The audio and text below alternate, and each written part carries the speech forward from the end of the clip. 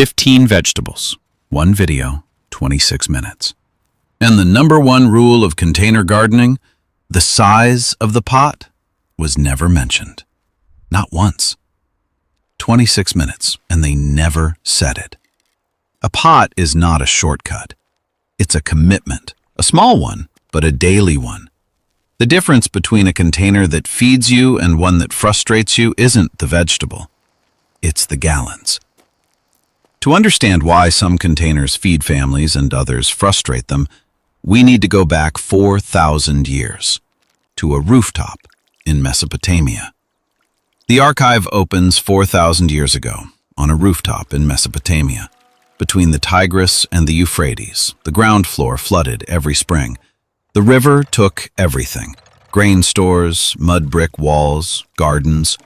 But on the roof, someone filled a clay jar with river silt. Rich, dark, carried up the stairs by hand.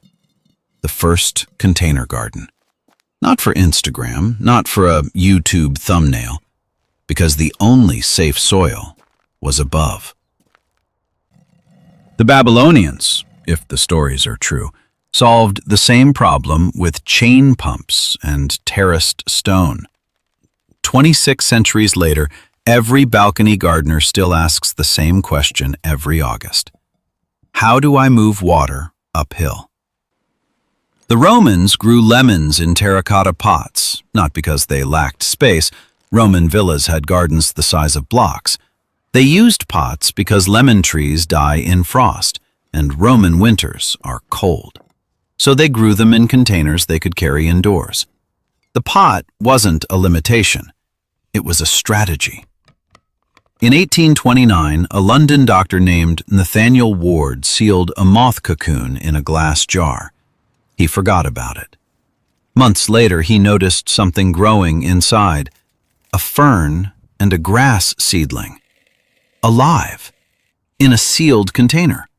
Within decades, the Wardian case moved tea from China to India, rubber from Brazil to Malaysia, quinine from South America to Java.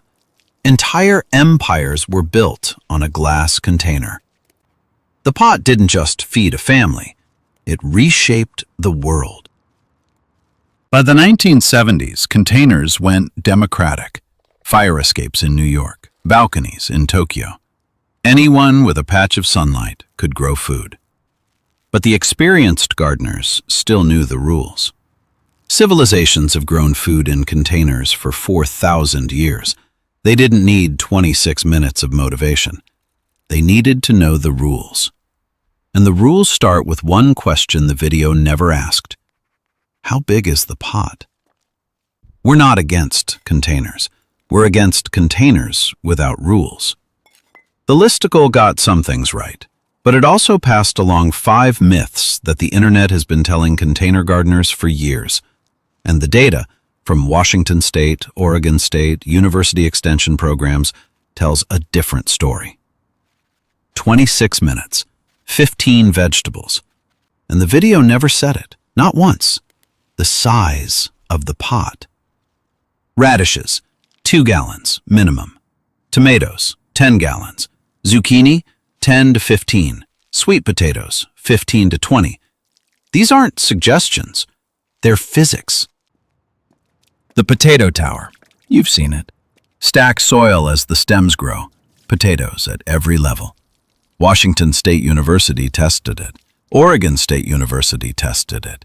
The tubers formed in the first 6 inches. Only the first 6 inches. The layers above, stems, leaves, hope, but no potatoes. The tower was a tower of hope, with potatoes only at the bottom. Lettuce in a 3-gallon container, 90 to 100% of in-ground yield, nearly identical. Zucchini in 5 gallons, 30 to 50%. Potatoes, 30 to 40%. Despite the towers, despite the promises. The video called it a double harvest. The greens are edible, that's true, but every leaf you harvest is a solar panel you remove. 20 to 40% fewer tubers. The double harvest isn't double, it's a trade. A ground garden forgives you when you skip a day. A container doesn't. Miss one watering in July and the soil temperature inside that pot can hit 120 degrees. Containers aren't low maintenance. They're a daily appointment. 5 myths. One equation that explains all of them. Soil volume times water access times light times time equals yield. A plant's root system is an engineer. It follows a blueprint.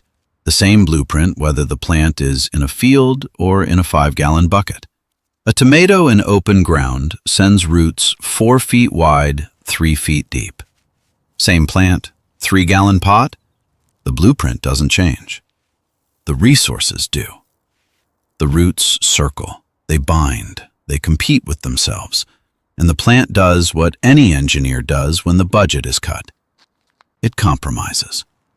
Fewer flowers, smaller fruit, earlier stress. Give an engineer $1 million budget and a skyscraper blueprint, and you get a skyscraper. Give the same engineer a $1,000 budget, and you get a shed. Same blueprint, different budget. Same plant, different pot. A dry pot, indirect sun. July. The soil temperature inside that pot can exceed 120 degrees Fahrenheit. At 95 degrees, root function slows. At 104, root cells begin to die. The plant doesn't die of thirst. It dies of heat.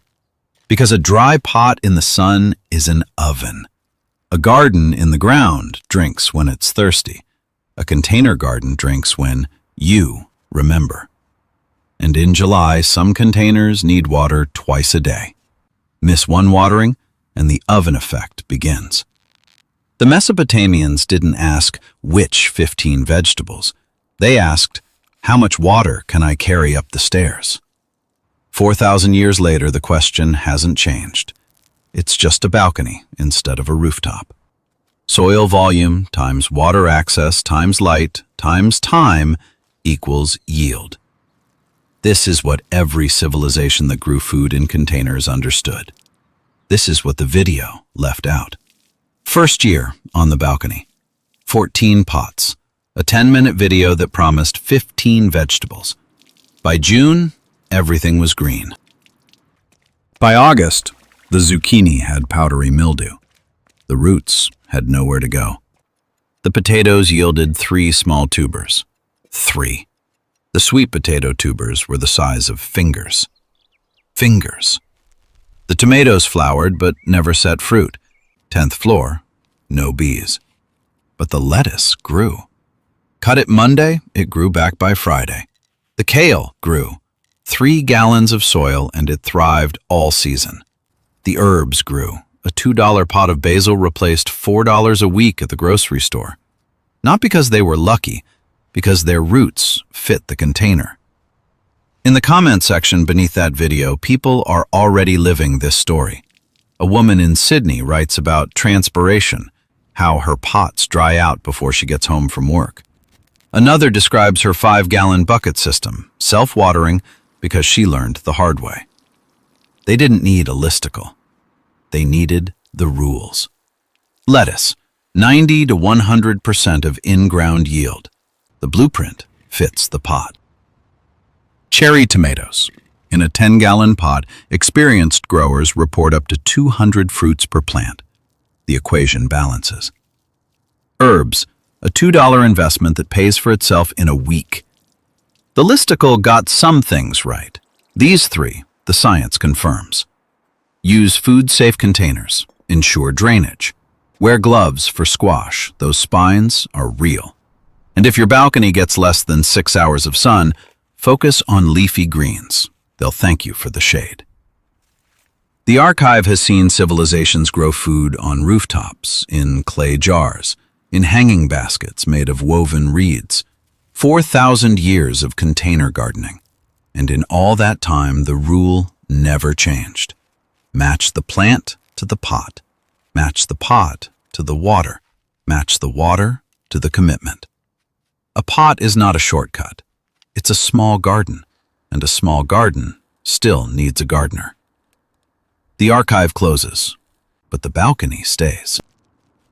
And 3 pots of lettuce, kale, and cherry tomatoes are quietly feeding someone who finally stopped following listicles and started following the rules.